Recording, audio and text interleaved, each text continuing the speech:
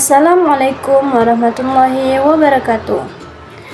Alhamdulillahirabbil alamin wassalatu wassalamu ala asrofil anbiya'i wal mursalin wa ala alihi washabihi ajmain, amma ba'd.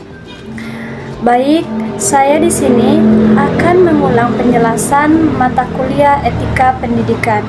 Di sini saya akan menjelaskan tentang etika dan moralitas, makna kebebasan, suara hati, keputusan moral, hedonisme dan pengembangan etis, pengembangan diri dan nilai dan moral.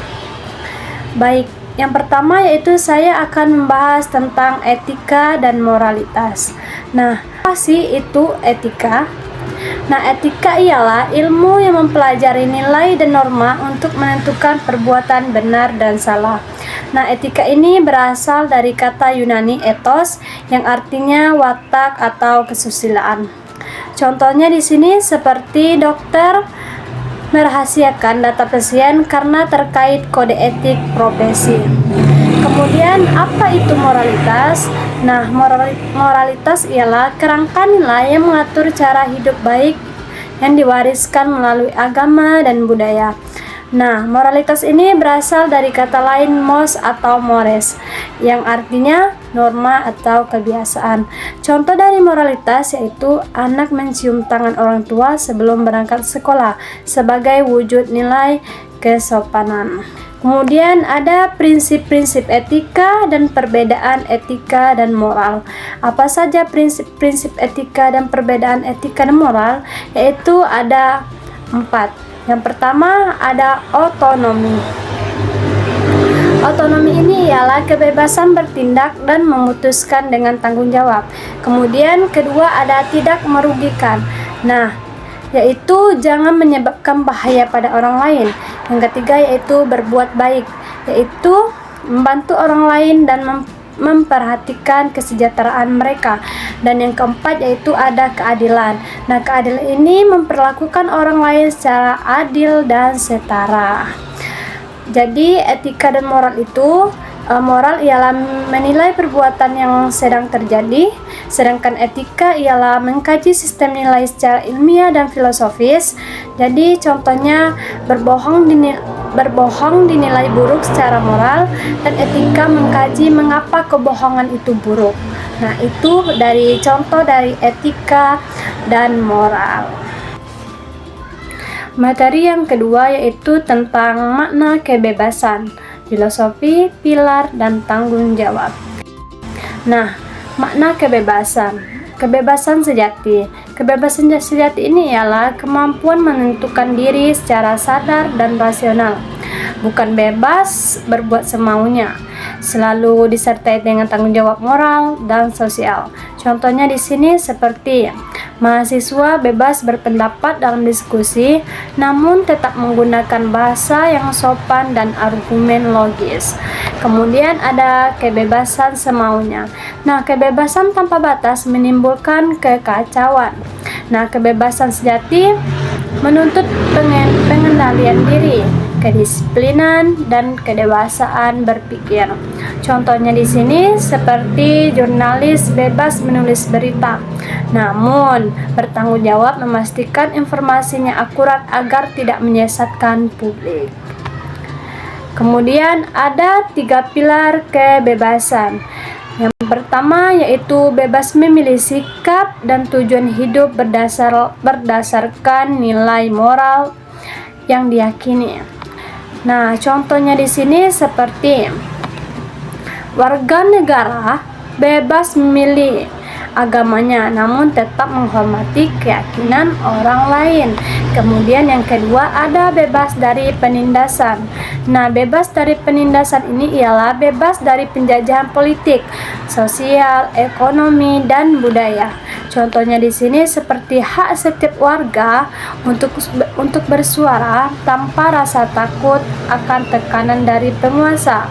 Kemudian yang ketiga yaitu ada kebebasan fisik. Kebebasan fisik ini ialah hak bergerak dan mengatur diri secara aman dan bermartabat. Contohnya di sini seperti Aturan karantina membatasi gerak demi mencegah risiko wabah, membatasi kebebasan demi kebebasan yang lebih luas. Nah, yang ketiga yaitu suara hati dan tuntunan moral.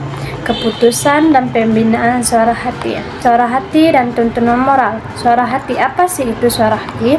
Nah, suara hati ialah suara batin yang menilai dan mengarahkan tindakan moral, berfungsi untuk menilai sebelum, membimbing saat, dan mengevaluasi setelah bertindak.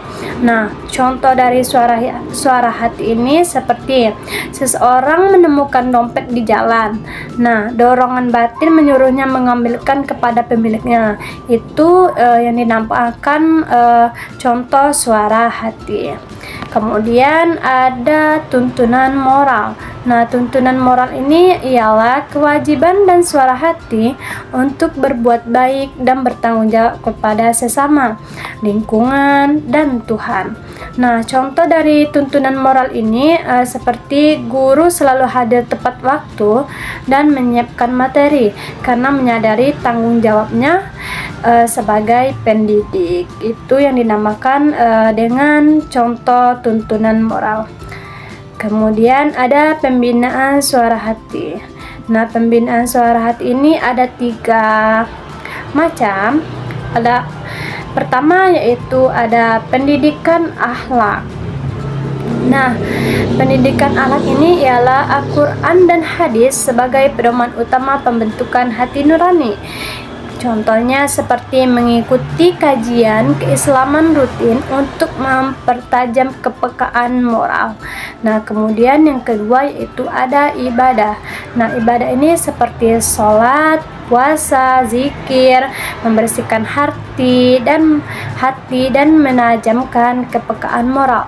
Contohnya seperti sekolah Islam membiasakan siswa sholat duha bersama setiap pagi hari. Kemudian yang ketiga ada lingkungan dan keteladanan. Nah, lingkungan keteladan ini ialah lingkungan religius dan figur teladan membantu menjaga suara hati tetap lurus. Contohnya, siswa tumbuh bermoral di lingkungan yang menjunjung tinggi nilai kebenaran. Nah, materi yang keempat yaitu tentang keputusan moral, suara hati, tuntunan, dan teori Kohlberg. Nah, aspek suara hati dan tuntunan moral, aspek kognitif dan afektif. Nah, kognitif ialah pengetahuan tentang prinsip moral. Afektif ialah perasaan moral seperti rasa bersalah atau puas atas tindakan. Nah, contohnya seperti siswa tahu menyontek itu kan salah. Itu yang dinamakan dengan kognitif. Sedangkan ia merasa gelisah seharian. Nah, itu yang dinamakan dengan afektif. Kemudian tuntunan moral. Tuntunan moral ini bersifat kategoris universal, menuntut tanggung jawab dan menghormati martabat manusia terlepas dari kepentingan pribadi. Nah, contohnya seperti dimanapun berada, seorang tetap berkewajiban menolong orang lain yang sedang dalam bahaya atau kesusahan. Kemudian ada teori perkembangan moral Kohlberg. Tahap pertama yaitu prakonvensional, yaitu berbuat baik karena takut hukuman atau ingin hadiah. Contohnya, anak tidak mencuri karena takut dimarahi orang tua. Itu yang dinamakan dengan prakonvensional. Sedangkan tahap kedua yaitu ada konvensional, yaitu berbuat baik karena mengikuti norma kelompok dan hukum. Contohnya, remaja tidak menyontek karena takut dikucilkan teman.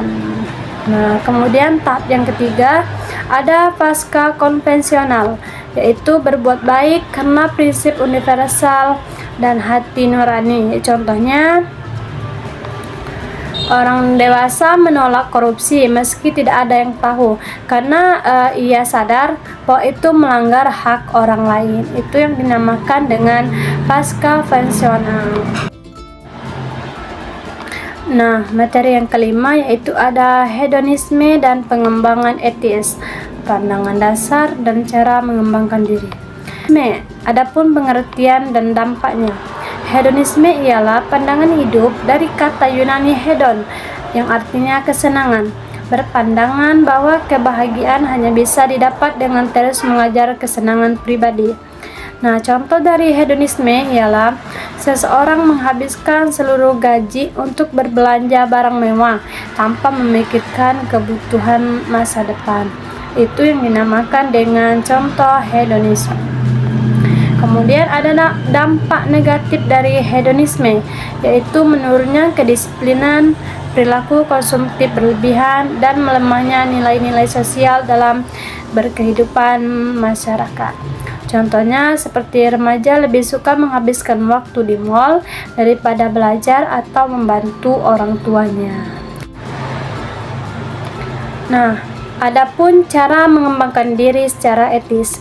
Nah, yaitu ada 3 cara. Yang pertama ada pendidikan karakter dan keteladanan, yaitu usaha sadar membentuk karakter baik melalui contoh nyata dari orang sekitar.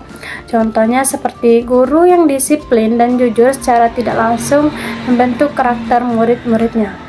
Yang kedua ada habituasi perilaku positif, yaitu membiasakan diri melakukan hal baik secara berulang hingga menjadi karakter. Atau Aristoteles, kita adalah apa yang kita lakukan berulang-ulang. Contohnya siswa yang rutin mengumpulkan tugas tepat waktu hingga disiplin menjadi bagian dari kepribadiannya. Yang ketiga ada literasi etika digital. Nah, apa itu? Kemampuan bersikap etis di dunia digital, bijak di media sosial, saring sebelum sharing, menghormati hak cipta. Contohnya seperti sebelum menyebarkan berita di WhatsApp, seseorang mengecek dulu kebenarannya di sumber terpercaya. Nah, yang keenam, saya akan menjelaskan tentang pengembangan diri, tantangan, dan tanggung jawab, hubungan antara ketiganya. Pengembangan diri dan tantangan. Pengembangan diri. Apa itu pengembangan diri? Nah, pengembangan diri ialah proses sadar dan berkelanjutan untuk meningkatkan kualitas dari segi pengetahuan, sikap, karakter, moral. Contohnya di sini mahasiswa aktif mengikuti organisasi kampus untuk melatih kemampuan kepemimpinan dan kepedulian sosial. Kemudian ada tantangannya, yaitu hambatan atau situasi sulit yang harus dihadapi sebagai bagian dari proses pembentukan karakter, terdiri dari tantangan internal, eksternal, dan moral. Contohnya seperti siswa diajak teman-temannya menyontek saat ujian. Nah, tantangan moral yang menguji kekuatan suara hatinya. Kemudian ada tanggung jawab dan hubungan ketiganya. Pertama yaitu ada kepada diri sendiri. Nah, menjalani hidup sesuai dengan nilai dan prinsip sendiri. Kemudian ada kepada manusia, yaitu menghormati hak orang lain dan berkontribusi positif. Yang ketiga ada kepada lingkungan, yaitu menjaga kelestarian alam sekitar. Kemudian kepada Tuhan, menjalankan kewajiban agama dengan tulus. Itu yang dimaksud dengan pengembangan diri, tantangan, dan tanggung jawab. Baik, yang ketujuh saya akan menjelaskan tentang nilai, moral, dan komponen moral. Nilai dan moral. Nah, apa itu nilai? Nilai ialah sesuatu yang dianggap penting sebagai pedoman berpikir dan bertindak. Sedangkan moral ialah aturan baik buruk perilaku yang bersumber dari nilai masyarakat. Contohnya seperti seorang menjunjung tinggi kejujuran sehingga selalu berbicara apa adanya meski menyakitkan. Kemudian ada ajaran moral dan sanksi moral. Ajaran moral ini ialah petunjuk perilaku baik dari agama, budaya, pendidikan. Sedangkan sanksi moral ini akibat sosial tidak tertulis atas pelanggaran norma. Contohnya seperti tetangga yang suka bergosip lama-kelamaan dijauhi warga. atau sanksi moral sosial. Kemudian ada 3 komponen moral yang utuh. Yang pertama ada moral knowing, yaitu pengetahuan moral. Nah, memahami mana yang benar dan mana yang salah, serta menyadari konsekuensi perbuatan. Contohnya di sini seperti pelajar memahami bahwa membuang sampah sembarangan itu salah dan merusak lingkungan. Itu yang dinamakan dengan moral knowing. Kemudian yang kedua ada moral feeling, yaitu perasaan moral. Nah, perasaan moral ini ialah perasaan yang mendorong berbuat baik, empati, rasa bersalah, malu, dan kepedulian. Contoh dari moral feeling ini seperti pelajar merasa malu dan tidak enak hati saat hendak membuang sampah sembarangan. Kemudian yang ketiga yaitu ada moral acting atau tindakan moral. Nah, perwujudan nilai moral dalam tindakan nyata atau konsisten antara pengetahuan dan perbuatan. Contohnya di sini seperti pelajar belajar. Contohnya di sini seperti pelajar berjalan lebih jauh membuang sampah pada tempatnya meskipun tidak ada yang melihat. Itu yang dinamakan dengan moral acting. Nah, dari penjelasan yang saya jelasin tadi, adapun kesimpulannya, nah yaitu ada etika dan moralitas. Etika dan moralitas ini menjadi pondasi perilaku manusia yang baik. Kemudian ada kebebasan sejati, selalu disertai dengan tanggung jawab dan sosial. Kemudian ada suara hati, adalah kompas moral yang menuntun pada keputusan yang benar. Kemudian ada keputusan moral, bersifat personal, berkembang bertahap atau teori Kohibert. Kemudian ada hedonisme. Nah, hedonisme ini harus dilawan dengan pengembangan diri secara etis yang menyeluruh. Kemudian ada tantangan adalah batu uji karakter, yaitu dihadapi dengan tanggung jawab penuh. Kemudian yang terakhir yaitu ada moral yang utuh, yaitu moral knowing, moral feeling, dan moral acting. Baik, itu penjelasan dari saya. Semoga yang saya sampaikan bermanfaat bagi kita semua. Amin amin ya robbal alamin. Saya akhiri, wabillahi taufiq wal hidayah. Wassalamualaikum warahmatullahi wabarakatuh.